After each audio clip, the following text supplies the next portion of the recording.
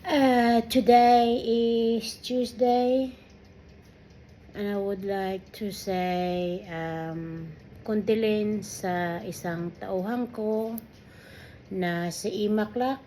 Imaklak, condolence sa mother mo, na lost na mother mo. So, yung mother niya namatay. So, condolence Imaklak. Patatag ka lang, kaya mo yan.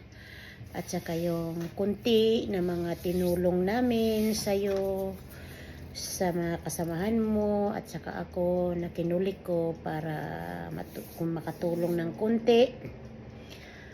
At pasensya ka na, ayun lang nakayanan ng mga kasamahan mo at yan din nakayanan ko.